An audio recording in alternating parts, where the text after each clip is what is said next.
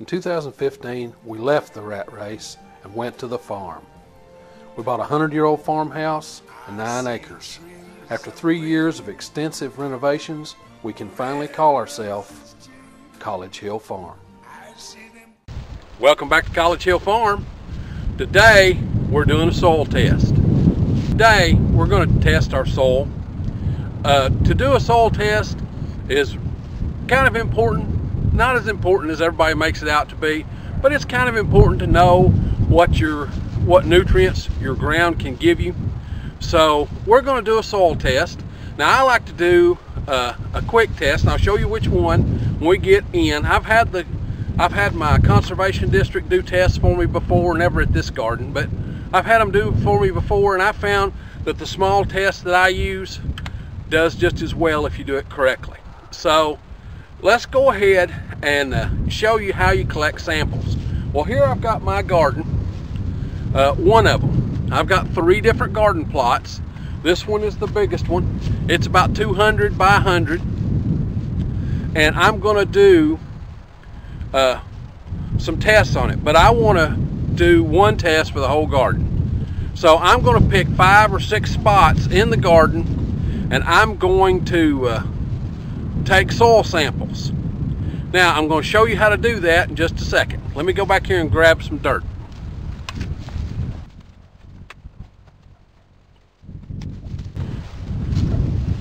Now, what I want. Alright, here's my dirt. I want to get about 2 inches down. Well, I dug straight down, so I don't want this part. And the reason I don't want that part is because it has stuff from the surface. The sun's bleached it, it's done different things. Most of your roots are going to be 2 to 4 inches into the ground. So I'm going to take about 2 inches off to where I've just got this soil that was kind of in between 2 and 4 inches. And that's what I'm going to keep, but I'm only going to keep about a handful from this place where I dug. And then I'll put that in a coffee can. So I'm going to put a handful in there. I'm going to take out any random organic matter, and I'm going to break it up and get any roots and stuff out of it. And that's all that goes in that one. Now I'm going to do that at 5 different places in this garden. Then I'll go to the other garden spots and do the same thing, and then go from there. Alright, let me get at it. Here's the soil sample for my middle garden. You'll notice it's about 2/3 of this coffee can. Now that's probably more than I have to have, but I want to get a good sampling from all over. And I'll stir this all up, mix it all up well, so that all of this is about the same consistency. And then that soil is from all over the garden, and it's mixed up and ready for me to do a soil test when I go under the house, when I go to the pantry. Now on the bottom of this, I put an M, so I'll know this is my middle garden. All right. Got to get the rest of them, and then we'll go and I'll show you how to do the soil test. After I got done in the garden, I've got the lower garden, the middle garden, and the upper garden in soil samples.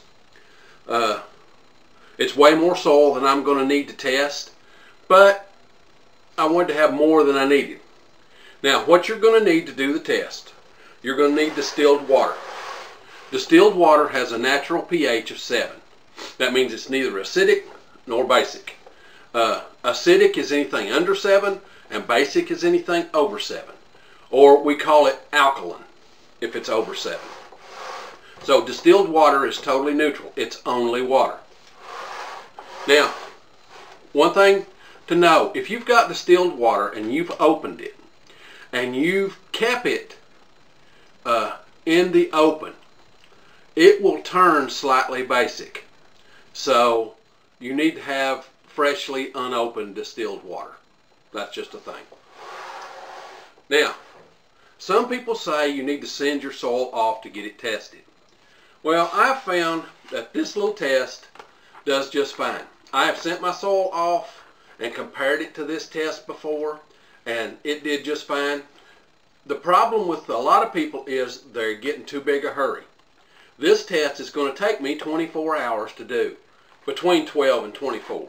So don't get discouraged and think, well, you know, this test is not going to work. For 15 bucks, you can find out, well, I think it was $16, but you can find out what your soil needs. Do I test every year? No. Do I test every other year? No. I probably test once every 4 or 5 years. So this time we're going to do a test with this test kit, and I'm going to show you how to get started. Well, tonight it's 9 o'clock at night, and what you want to do is you want to take your jars. I'm going to take this jar and I'm going to add soil to it. Well, how much am I going to add? I'm going to add 1 cup.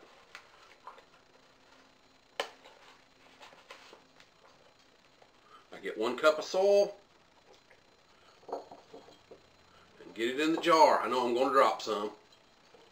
I dropped a little. I'll pick up as much of it as I can and put it back in there.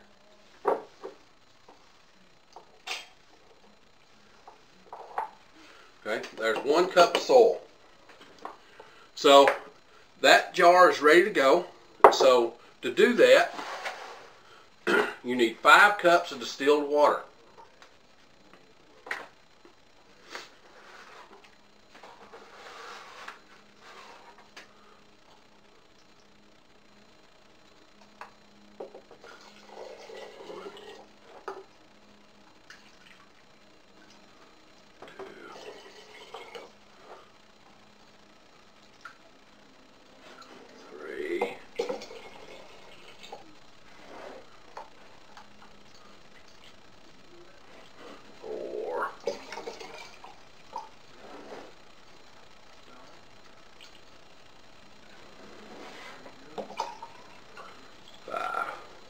Look at there, 5 cups of water filled up this mason jar.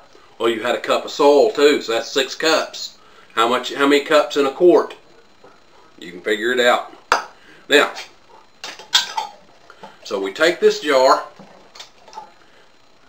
we'll put the lid on it, we'll put a ring on it. It'll screw down here. Come on now, don't do me that way. All right, it's got a lid on it. Put this back together. Now I'm going to shake this jar. I'm going to shake it vigorously for about a minute. Won't be a minute on your video because I'll speed it up.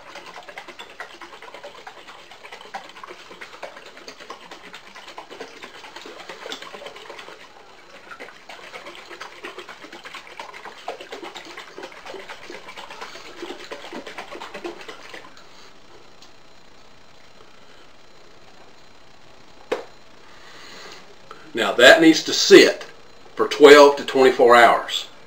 Now I'll probably test it tomorrow. 9 a.m. would be 12 hours. It's 9 o'clock at night now. 9 a.m. would be 12 hours. I'll probably test it about noon.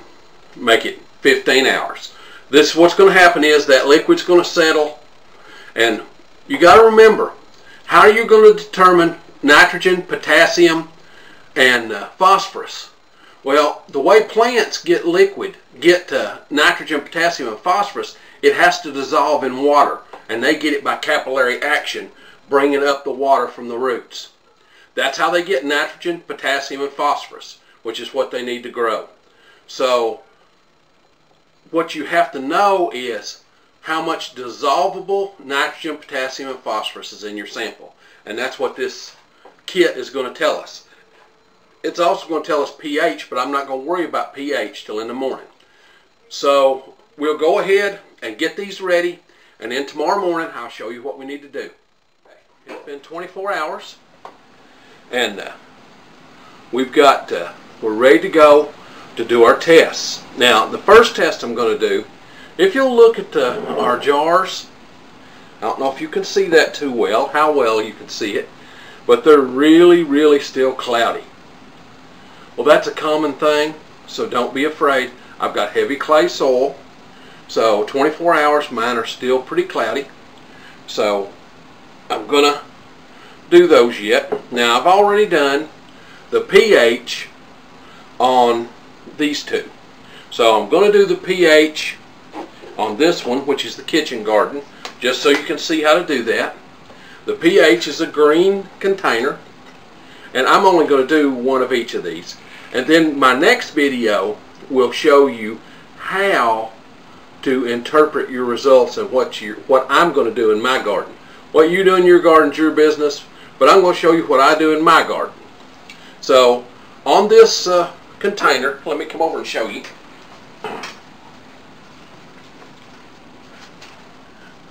On this container, I don't know how well that shows up, are color codes. So you put soil and water in here and a piece of a peel, and that changes color of the water to match that. Now you should always use distilled water. Now when I mix these up, what I was trying to do earlier in the video was explain about mixing these. A quart jar is only 32 ounces. It wanted me to use a cup of water or a cup of soil and 5 cups of water. Well, I alluded to that, but I really didn't explain it. So this has only got 32 ounces. So to keep the 5-to-1 ratio, what I did was I only filled each cup about 3/4 full. Okay, so that it would all fit in a jar. But I kept the 5-to-1 ratio because I only put in 3/4 of a cup of soil. And in 5 cups, 3/4 of a cup of fluid. Alright, so now to do our pH test, you take a little bit of soil, and you want loose stuff, you don't want any stuff in it. You take a little soil, you put it in there, and there's a line here that tells you, got too much, pour a little out, that tells you how much soil to put in. Now I've got it to that required amount. Then in the test kit, there's a little eyedropper. Now it takes about 3 droppers full. Let me put this back over here. And they make this really easy. But you start off, before I use the dropper, there's a peel.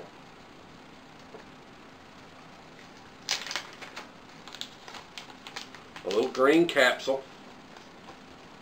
And you take that capsule and you break it open. You pull it apart. And they're not easy to pull apart. You've got to get them just right. Not knock your container over.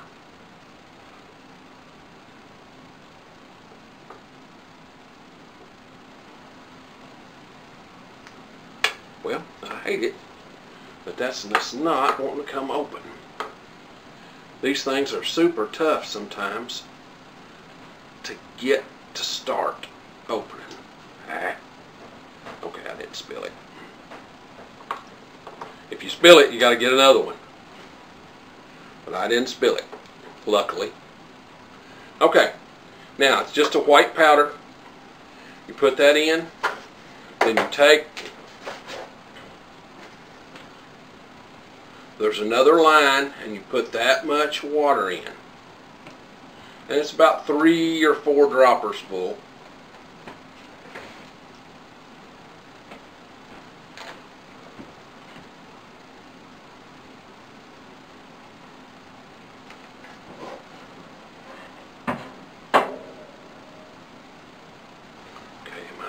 My line, and I am.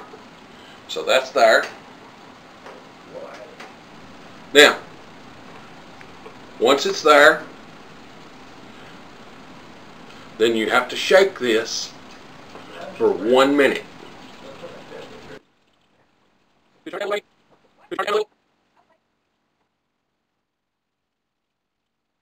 After a minute's up, the stuff will start to precipitate out. The dirt will precipitate out, and it will come down, and you will get a color. And the color of that liquid is the pH of your soil. And in this one, it looks like my pH is going to be somewhere between 5.5 and 6.0. So in my kitchen garden, it's between 5.5 and 6.0. So now that's all you have to do with that. Now with each of the others, it's a lot the same, except your wait time is 10 minutes and you don't have to do dirt. So I'm going to do the kitchen garden. You take this, of course it's got, the water is not uncloudy, it's pretty cloudy, but we use this water in each one of these containers. And each container, this one right here is for phosphorus. That's the one I'm going to do for you. It's for phosphorus, it's blue. That means that what goes with it is a blue pill. And you take and open that pill.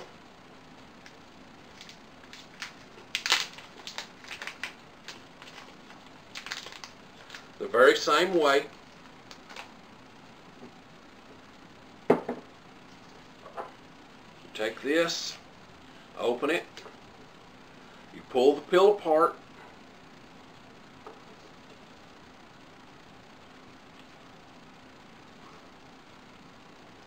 there you go. Put that down in there and put it down in this one.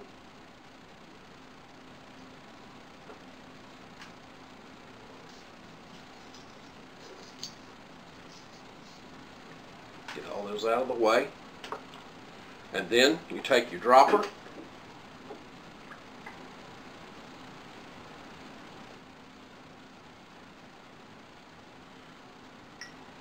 and yeah, it's probably going to be cloudy if you've got soil like mine. If you've got pure old sand,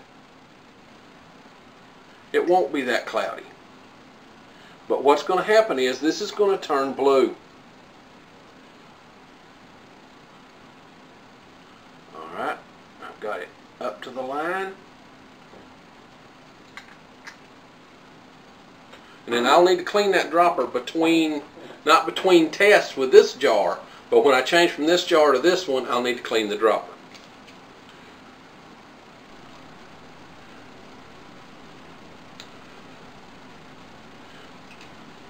So now, you shake that for a minute.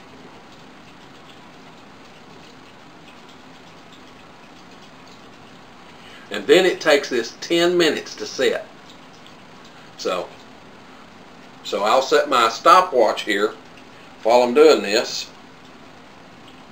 I'll set it for 9 minutes.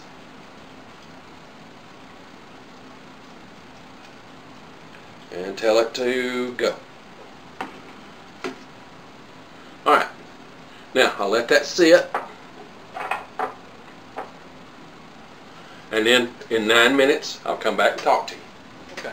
It's been 10 minutes. What I would like to do is I'm going to pull you over here where you can see a little better, hopefully. Okay. Now, the fluid is clear. Was not really clear, but it was a little cloudy. So that's going to create a little harder thing to see, but this is phosphorus. And if you'll look and pay close attention, see there's some blue on the bottom, so I need to shake it up to make sure that all of the blue is brought in there. And in looking at that, it looks like the phosphorus level is sufficient. So on these,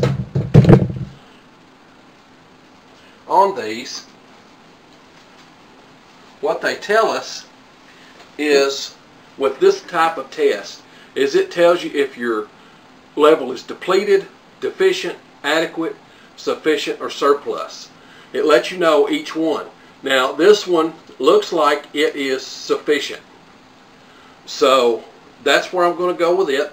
So phosphorus was a P3, which is sufficient. P3 for the kitchen garden. Then nitrogen, which is supposed to turn slightly pink, hasn't turned any at all. So the nitrogen in this, for me, is showing that the nitrogen is depleted. So there's not much nitrogen left in that area. So for nitrogen, it should be an N0. P, of course, standing for phosphorus. And then potassium, or potash, it's still got a minute to go. If I look at it, in looking at it and comparing it, a lot of times you want to put a white paper behind what you're looking at. That'll help you decide on the colors. And down here I've added extra light so that it's easier to see the colors. You normally want to do this in daylight, but in looking at this one, it looks like the potash or potassium is adequate. Okay, the level is adequate. That's K2. Potassium 2 is adequate.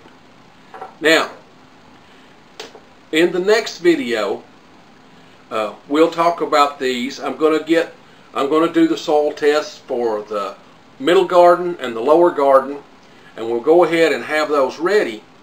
And then the next video, we'll talk about how to interpret this information, and if I want to put on lime, or what kind of fertilizer I want to use, or that kind of thing. And again, it's going to be the way I do it, not necessarily the way that you might want to do it, because I garden via wide row or standard row, depending on how you look at it. If I'm doing corn, I do standard rows. If I do other stuff, I do wide rows. So dispersal of fertilizer is different than if you're doing raised beds. So I'm just going to show you how I do it and why I do it that way, and I'll explain based on this soil test. Okay, it's time to get on to the next thing. I'd like to thank you for visiting with us at College Hill Farm today. I hope you found our videos entertaining and or informative. If you did, please like, share, subscribe, and comment on both Facebook and YouTube. Until then, I'll see you in the next video. Bye-bye.